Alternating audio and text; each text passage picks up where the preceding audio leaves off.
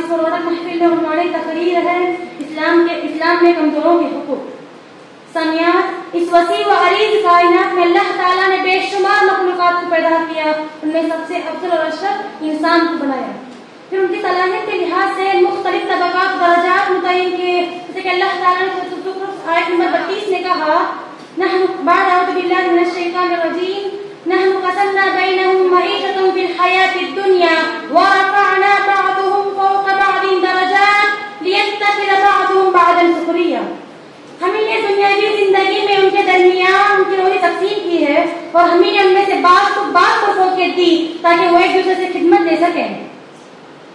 سامعین، اصل واقعہ تو یہ ہے کہ اسلام نے شروع ہی سے کمزوروں اور مظلوموں کی حمایت نہ صرف آواز اٹھائی بلکہ ہر لحاظ سے ان کی دلداری اور ان کی غمخواری اور دلداری کا عمل مظاہرہ کیا اور ان کے حقوق متعین کیے۔ کمزور طبقات کے ضمن میں عورت، یتیم، غلام، محکوم، معذور وغیرہ آتے ہیں۔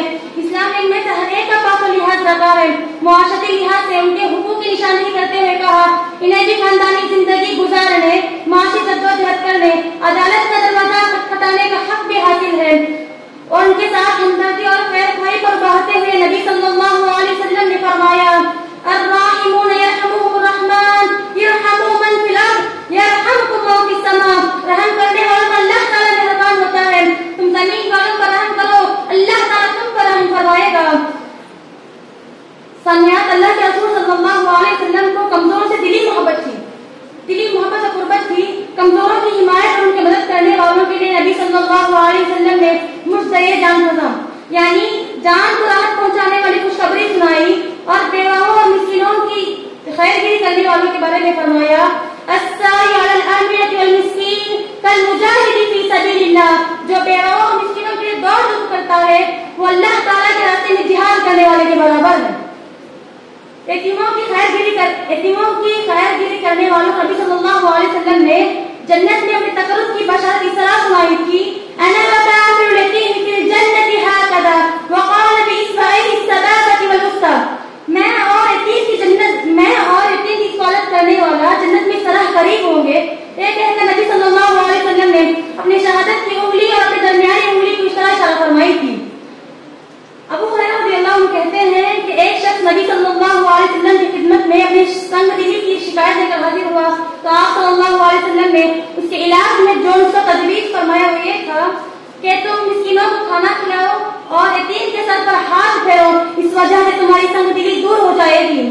ابو ذر رضی اللہ عنہ فرماتے ہیں کہ میں نبی صلی اللہ علیہ وسلم کو کہتے ہوئے سنا، مجھے اپنے کمزوری میں تلاش کیا کرو، اس لیے کہ تمہیں اپنے کمزوری کی وجہ سے رزق دیا جاتا ہے، مدد کی جاتی ہے۔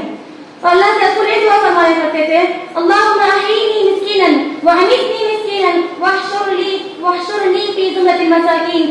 اے اللہ، مجھے مسکین بنا کر زندہ رکھ اور مسکین ہی کے حالت میں موت دے اور میرا حشر مسکین ہی کے ساتھ فرما۔ سامعین، ہر دور میں ظلم و اقتدار کی کثرت رہی، کمزور اور لاچار اس سکے میں بستے رہے، لیکن اسلام اپنے آغازی سے عدل و قسط اور مساوات کا درس دیتے رہا اور مظلوموں کو ظلم کے خلاف آواز اٹھانے کا حق دیا، جیسے کہ اللہ تعالیٰ کا فرمان ہے، لا يحب الله الجهر بالسوء من القول الا من ظلم وكان الله سميعا عليما۔ اللہ تعالیٰ برائی کے ساتھ آواز بلند کرنے کو پسند نہیں فرماتا ہے مگر مظلوم کی تجارت ہے، اور اللہ تعالیٰ سننے والا اور جاننے والا ہے۔ اور اسلامی معاشرے کو مظلوم کی مدد اور اس کی حمایت کے لیے کھڑا ہونا چاہیے اور ظالموں کو اس کے ظلم کے خلاف اور ظالموں کو اس ظلم سے باز رہنے میں مدد کرنی چاہیے۔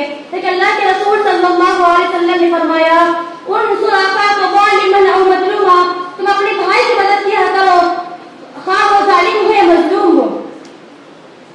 کمزوروں کے خلاف جو ظلم ستم کے پہاڑ توڑتے ہیں ان کے لیے وعید سنائی گئی ہے، جیسے کہ اللہ تعالیٰ کا فرمان ہے، وَسَيَعْلَمُ الَّذِينَ ظَلَمُوا أَيَّ مُنقَلَبٍ يَنقَلِبُونَ۔ سورہ شعراء آیت نمبر 240 پر 2۔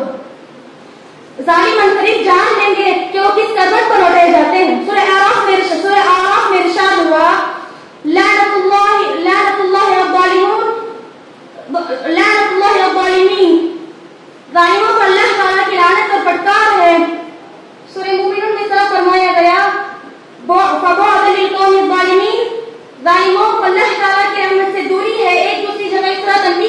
ہے وَالظَّالِمُونَ مَا لَهُم مِّن وَلِيٍّ وَلَا نَصِيرٍ، ظالموں کے لیے نہ کوئی یار ہوگا اور نہ مددگار ہوگا۔ الغرض ظلم ایک بہت بڑا گناہ ہے جس کو اللہ تعالیٰ ہرگز معاف نہیں فرمائے گا۔ جہاں ظالم اپنے جرم پر توبہ استغفار کرنا چاہیے، اسی طرح مظلوم و کمزور سے معافی مانگ لیں۔ آخر میں اللہ تبارک و تعالیٰ سے دعا ہے کہ اللہ تعالیٰ ہم تمام کو اسلام میں کمزوروں کے حقوق جان کر ان کے حقوق ادا کرنے کی توفیق دے۔ آمین، اللہم آمین۔ السلام علیکم ورحمۃ اللہ وبرکاتہ۔